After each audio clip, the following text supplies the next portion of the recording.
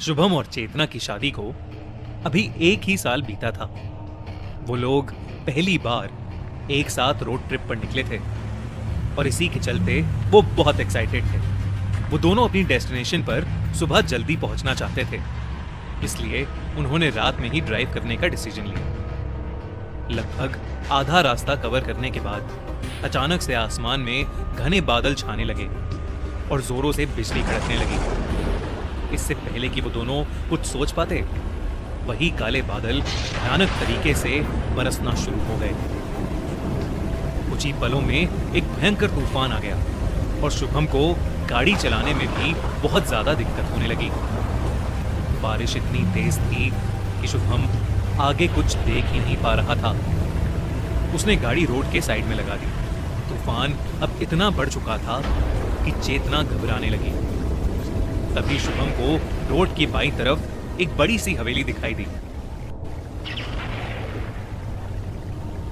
वो वहां जाना तो नहीं चाहता था, पर तूफान के रुकने के कोई आसार नहीं लग रहे थे और रोड पर रुके रहना उसे सेफ नहीं लग रहा था। शुभम ने अपनी गाड़ी उस हवेली की तरफ ले ली। वो हवेली बहुत ही बड़ी और खूबसूरत थी। गाड़ी से उतरकर उन्होंने उस हवेली का बड़ा सा दरवाजा खटखटाया, पर किसी ने भी दरवाजा नहीं खोला। कुछ देर तक दरवाजा खटखटाने पर भी कोई नहीं आया, तो उन्हें लगा कि शायद घर पर कोई नहीं है।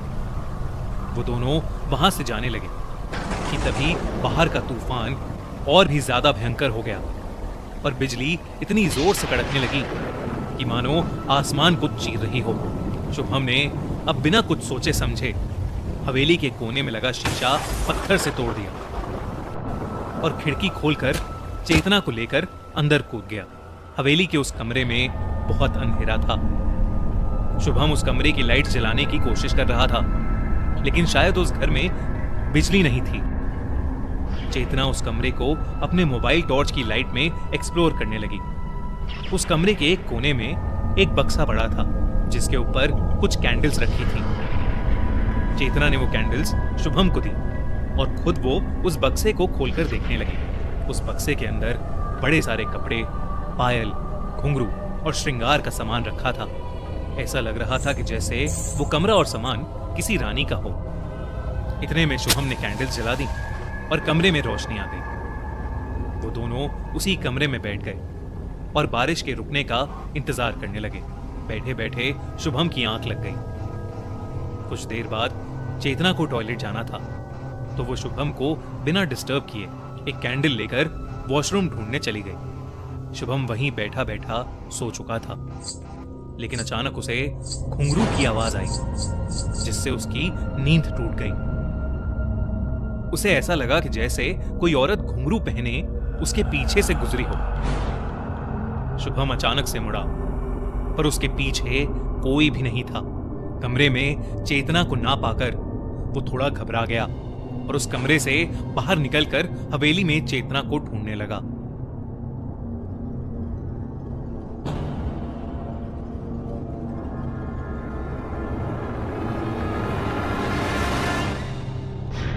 तभी वो घुंघरू की आवाज और तेज हो गई। शुभम को ऐसा लगा जैसे कोई औरत उसी की तरफ आगे बढ़ रही है। अचानक से शुभम की तरफ एक तेज हवा का झोंका आया जिससे उसकी कैंडल बुझ गई और चारों तरफ अंधेरा हो गया। घुंघरू की आवाज भी हवा के झोंके के साथ बंद हो गई, लेकिन अब शुभम को ऐसा लग रहा था जैसे कोई उसके एकदम पास खड़ा है। जोरों से बिजली कड़की और उस बिजली की चमक में उसने जो देखा, उसे देखकर उसके रोंगटे खड़े हो गए। उसके ठीक सामने एक भयानक चुड़ैल खड़ी थी। वो शुभम को देखते ही उसके ऊपर जोर से चिल्लाई और उस कॉरिडोर में लगे कांच चकनाचूर हो गए। शुभम घबरा उठा और वहां से उल्टे कदम भागा। भागते भागते वो उसी कमरे में वापस आ गया, लेकिन जब वो कमरे में आया तो उसकी रूह कांप उठी। चेतना का शरीर हवा में था और उसका चेहरा बिल्कुल बदल चुका था। उसके माथे पर एक लाल रंग का टीका था और उसके बाल और आंखों का काजल बिखरा हुआ था। शुभम ने सहमी आवाज में चेतना को पुकारा, पर सामने से जो जवाब आया उससे शुभम के होश ही उड़ गए। हमें मंजुलिका। शुभम को ऐसा लगा जैसे चेतना ने उस पर कोई दहाड़ लगाई हो। वो फिर भी हिम्मत करके चेतना के नजदीक जाने लगा कि तभी शुभम की आंखों के सामने चेतना के दोनों पैर उल्टे हो गए। ये देखकर शुभम की चीख निकल गई और तभी मंजुलिका की आत्मा ने उसे जोर से धक्का दिया और वो कमरे के एक कोने में जा गिरा। शुभम का दिल डर के मारे जोर जोर से धड़क रहा था। मंजुलिका ने जमीन पर पड़े शुभम का गला पकड़ा और उसे हवा में उठा लिया। शुभम को अब सांस लेने में भी मुश्किल हो रही थी कि तभी उस हवेली में एक गाना गूंज उठा, और उस आवाज के आते ही मंजुलिका हवा के झोंके की तरह चेतना के शरीर से बाहर निकली और गायब हो गई। चेतना बेहोश होकर नीचे गिर गई। शुभम ने उसे उठाया और जिस खिड़की को तोड़कर वो अंदर आया था उसी से वो बाहर भाग गया। उसने चेतना को गाड़ी की पिछली सीट पर लेटाया और उस तूफान में ही वहां से भाग गया। चेतना को अपने साथ हुए हादसे के बारे में कुछ भी याद नहीं था, लेकिन शुभम अपने साथ हुआ यह हादसा फिर कभी नहीं भूल पाएगा।